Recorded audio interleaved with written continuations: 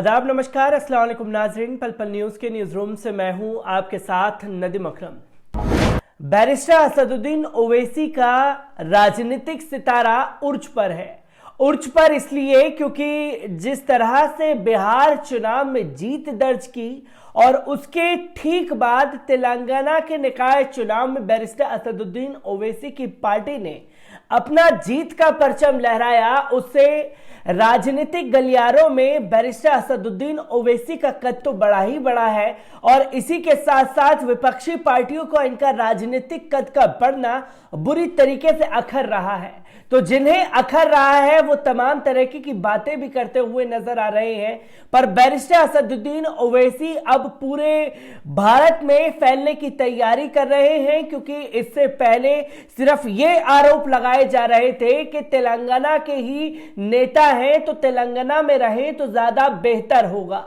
पर अब बैरिस्टर असदुद्दीन ओवैसी भारत की पार्टी बनती जा रही है और भारत की पार्टी बनने के साथ साथ हर राज्य में चुनावी हाथ आजमा रही है, क्योंकि इससे पहले हमने देखा कि तेलंगाना में चुनाव में अपनी जीत का परचम बरसों से लहराते हुए नजर आ रहे थे, पर तेलंगाना के बाद महाराष्ट्र का रुख और महाराष्ट्र में जिस तरीके से जीत का परचम लहराया और उसके जीत के नतीजे जब सामने आए तो हर कोई हैरान रह गया। फिर महाराष्ट्र के बाद बिहार का रुख और बिहार में एक के बाद एक नहीं मतलब 5 विधायकों की जीत से राजनीतिक कद बढ़ा, तो वहीं तेलंगाना के निकाय चुनाव में 44 सीटें जीत करके दुनिया को, ये देश को ये बता दिया कि देखिए राजनीतिक गलियारे में किसी पार्टी को हल्का नहीं आंका जा सकता। पर जैसे ही सारे नतीजे सामने आए तो पश्चिम बंगाल जाने का ऐलान किया और पश्चिम बंगाल में जाने के ऐलान के बाद राजनीतिक गलियारे में हड़कंप मच गया कि बैरिस्टर असदुद्दीन ओवैसी को बंगाल में चुनाव नहीं लड़ना चाहिए, बैरिस्टर असदुद्दीन ओवैसी को उत्तर प्रदेश में चुनाव नहीं लड़ना चाहिए, क्योंकि इनके जाने से भारतीय जनता पार्टी को फायदा पहुंचेगा और यह फायदा पहुंचेगा तो भारतीय जनता पार्टी आसानी से सरकार बना लेगी। पर लोग ये भी कह रहे थे कि बैरिस्टर असदुद्दीन ओवैसी आखिरकार गुजरात में चुनाव क्यों नहीं लड़ रहे हैं, तो बैरिस्टर असदुद्दीन ओवैसी की पार्टी ने ऐलान कर दिया है गुजरात में चुनाव लड़ने का। आखिरकार बैरिस्टर असदुद्दीन ओवैसी की पार्टी की तरफ से क्या कुछ ऐलान किया गया है, एक बार इसके ऊपर भी नजर डाल लीजिए।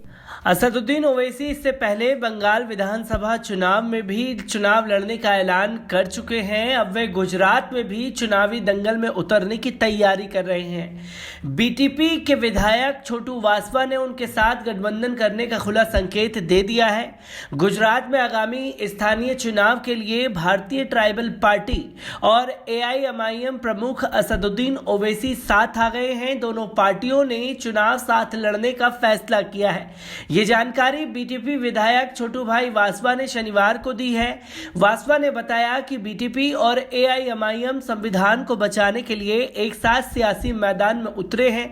फरवरी मार्च में जिला पंचायत और तहसील पंचायतों के चुनाव होने हैं। छोटू वासवा झागड़िया से विधायक हैं। उन्होंने कहा कि बीटीपी और एआईएमआईएम गुजरात में होने जा रहे पंचायत चुनाव एक साथ लड़ेगी। उन्होंने कहा कि लोगों को बेहतर भविष्य के लिए कांग्रेस और बीजेपी दोनों को हटाने के लिए काम करना होगा। इसके अलावा उन्होंने राजस्थान में भी पार्टी को धोखा दिए जाने की बात कही। विधायक ने कहा कि बीटीपी को राजस्थान में धोखा मिला क्योंकि बीजेपी और कांग्रेस एक साथ आ गई थी ताकि बीटीपी को सत्ता से दूर रखा जा सके। इसके अलावा उन्होंने ओवैसी को गुजरात में चुनाव प्रचार के लिए बुलाने की भी बात कही है। गौरतलब है कि पूरे गुजरात सदन में बीटीपी के 2 ही विधायक हैं, एक छोटू वासवा और दूसरे उनके बेटे हैं। इसके अलावा बीटीपी के पास राजस्थान में भी 2 सीटें हैं। हालांकि वासवा इससे पहले जेडीयू में भी रह चुके हैं। आपको बता दें कि बीटीपी पार्टी के प्रमुख छोटू वासवा की पेशकश के बाद एआईएमआईएम ने भी बड़ा ऐलान कर दिया है। बिहार चुनाव में सफलता मिलने के बाद असदुद्दीन ओवैसी की पार्टी ऑल इंडिया मजलिस इत्तेहादुल मुस्लिमीन ने अब गुजरात में भी चुनाव लड़ने का फैसला कर लिया है। महाराष्ट्र के औरंगाबाद से एआईएमआईएम सांसद इम्तियाज जलील ने इसकी जानकारी दी। इम्तियाज ने बताया कि उन्हें पार्टी की तरफ से गुजरात जाकर इस विषय पर बात करने को कहा गया है। बता दें कि एक सप्ताह पहले ही एआईएमआईएम की ओर से राजस्थान में भी बीटीपी को समर्थन देने का ऐलान किया गया था। इससे अटकलें हैं कि एआईएमआईएम आने वाले बंगाल और उत्तर प्रदेश विधानसभा चुनाव में भी किस्मत आजमाएगी। ब्यूरो रिपोर्ट, पल पल न्यूज। तो दोस्तों, आपने देखा कि बैरिस्टर असदुद्दीन ओवैसी की पार्टी का कद भी बढ़ रहा है और पार्टी चुनाव लड़ने के लिए गठबंधन की तैयारियां भी कर रही है, क्योंकि जिस तरह से बिहार में गठबंधन का फायदा बैरिस्टर असदुद्दीन ओवैसी को मिला, तो वहीं बैरिस्टर असदुद्दीन ओवैसी अब गुजरात के निकाय चुनाव में भी अपनी एंट्री कर चुके हैं और इस चुनावी अखाड़े में कूद चुके हैं। और इस चुनावी अखाड़े में कूदने के बाद कांग्रेस और भारतीय जनता पार्टी के लिए खतरे की घंटी भी बज गई है, क्योंकि पहले बसपा की तरफ से यह ऐलान किया गया, जो कि बीटीपी के अध्यक्ष हैं, उनकी तरफ से ऐलान किया गया और पेशकश की गई बैरिस्टर असदुद्दीन ओवैसी से गठबंधन की, और बैरिस्टर असदुद्दीन ओवैसी की तरफ से भी ऐलान कर दिया गया गठबंधन का, जिसके चलते पूरी तरीके से पैनी नजर अब एआईएमआईएम की गुजरात की उन सीटों पर जाकर के बन गई है जहां कांग्रेस और भारतीय जनता पार्टी का दबदबा रहा है। और इसके चलते कांग्रेस और भारतीय जनता पार्टी में बुरी तरीके से खलबली मची है और उन्होंने अपने गणित सेट करना शुरू कर दिए हैं कि अगर यहां सीट इतनी जाती है और इस पर ओवैसी को फायदा मिलता है तो हमारा कितना नुकसान होगा, कितना फायदा बैरिस्टर असदुद्दीन ओवैसी का होगा। इस समीकरण को भी मैं आप लोगों को समझाता हूं कि एक तरफ देखा जाए तो एआईएमआईएम नेता असदुद्दीन ओवैसी और बीटीपी के बीच गठबंधन की संभावनाओं के बाद से ही प्रदेश में सियासी चर्चाएं जोरों पर हैं। कांग्रेस बीजेपी के नेता इस नए गठबंधन से लाभ हानि का गणित सेट करने में लग गए हैं।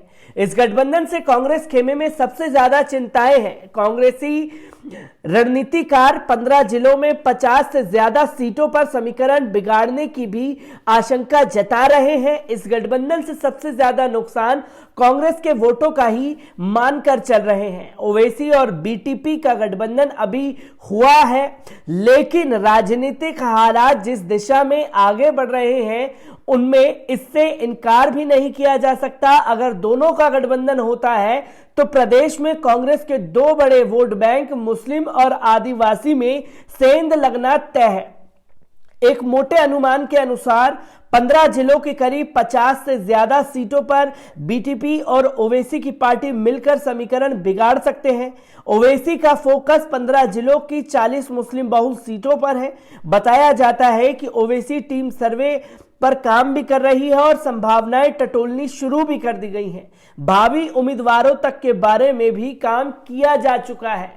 तो बैरिस्टर असदुद्दीन ओवैसी की जो पार्टी है वो पूरी तरीके से चुनावी मैदान में सर्वे भी कर रही है, क्योंकि बैरिस्टर असदुद्दीन ओवैसी की पार्टी जहां भी चुनाव लड़ने जाती है वहां पर पहले सर्वे कराती है कि पार्टी को चुनाव लड़ना चाहिए या नहीं लड़ना चाहिए।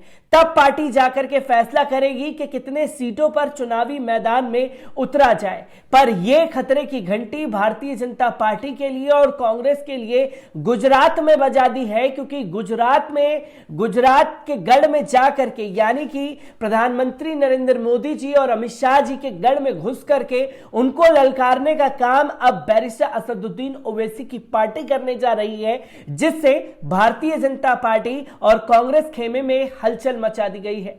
बैरिस्टर असदुद्दीन ओवैसी से जुड़ी हर एक अपडेट आप लोगों के साथ साझा करता रहूंगा। दीजिए मुझे इजाजत, शुक्रिया।